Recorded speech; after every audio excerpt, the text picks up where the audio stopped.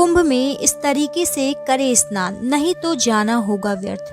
अक्सर लोग तीर्थ या कुंभ मेले में विशेष दिन जब स्नान करने जाते हैं तो बस 2-4 डुबकी लगा करके आ जाते हैं, लेकिन ऐसा तो आप किसी भी दिन कर सकते हैं।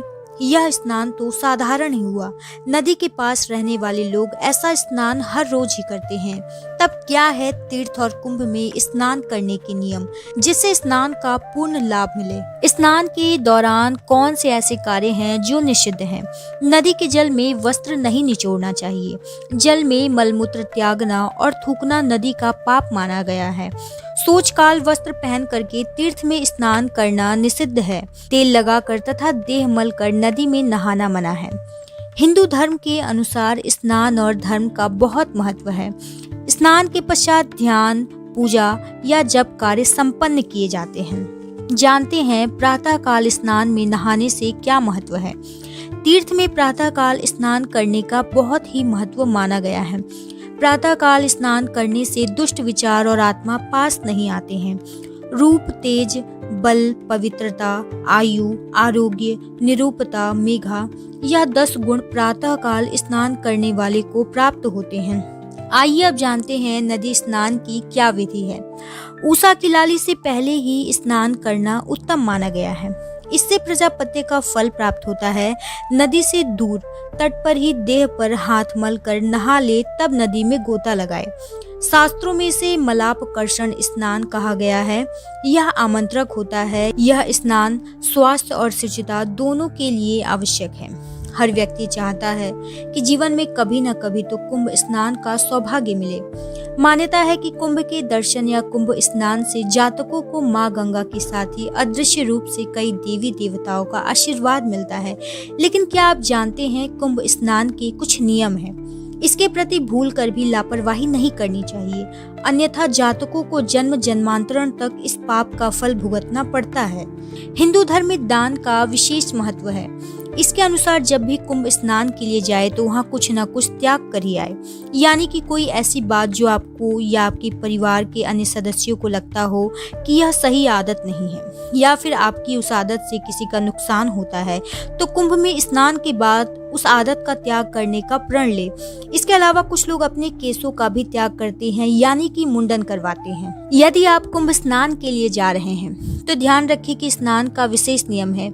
इसके लिए स्नान से पहले नदी को प्रणाम करें, फिर पांव रखें, फिर पुष्प और अपनी इच्छा शक्ति मुद्रा डाल करके उसके बाद स्नान करें। स्नान के बाद किसी पुरोहित को वस्त्र आदि का दान जरूर करें। बता दें कि यह सनातनी परंपरा है। ऐसे दान के पीछे यह मान्यता है कि प्रत्येक 12 वर्ष पर होने वाले कुंभ में हम बीते सालों में कमाया हुआ धन दान करते हैं। पवित्र नदी में स्नान करने जा रहे हो तो कुछ बातों का विशेष ध्यान रखना चाहिए। इसलिए कभी भी किसी भी नदी के समीप शौच, कुल्ला, कंघी करके बाल डालना, जल में क्रीड़ा करना, रति क्रिया करना या फिर कपड़े धोने से हर हाल में बचना चाहिए, अन्यथा स्नान करने का तो कोई फल मिलता ही नहीं। साथ ही जातकों को जन्म जन्मांतरण तक इसका पाप भुगतना पड़ता है। गलत चीजों को नदी में प्रवाहित नहीं करना चाहिए। जो भी नारियल, फूल, चुनरी चढ़ाने की आपकी श्रद्धा है, गंगा जी को वह पानी के बाहर रहकर ही आपको पूजा पाठ करना चाहिए। नदी के जल में किसी भी प्रकार की चीजों को प्रवाहित नहीं करना चाहिए। स्नान करने के दौरान ओम सूर्य देवाय नमः मंत्र का जाप करना चाहिए, या इसके अलावा जो भी मंत्र आपको आते हैं उनका जाप जरूर करना चाहिए। या फिर आप नित्य दिन पूजा में जो मंत्र का उच्चारण करते हैं उस मंत्र का भी उच्चारण कर सकते हैं। इसके बाद गंगा नदी में डुबकी लगाना चाहिए। स्नान के बाद आपको स्वच्छ कपड़े पहनना चाहिए। उसी कपड़े को पुनः नहीं पहनना चाहिए, नहीं तो आपका शरीर पुनः अशुद्ध हो जाएगा। स्नान के बाद आपको अपनी श्रद्धा, अपनी सामर्थ्य के अनुसार 1 रुपए से लेकर के आप जितने रुपए भी दान कर सकते हैं, आपको दान जरूर करना चाहिए। आपको बता दें कि कुंभ स्नान के दौरान दान स्वीकार नहीं किया जाता है। यानी कि अगर कोई व्यक्ति आपको कोई वस्तु या पैसा दान कर रहा है तो उसे नहीं लेना चाहिए। इसके बाद आपको आश्रम या जहाँ भी भंडारे का आयोजन किया जा रहा है वहाँ भंडारा खाना चाहिए। वहाँ के दान पात्र में कुछ रुपए दान करने चाहिए।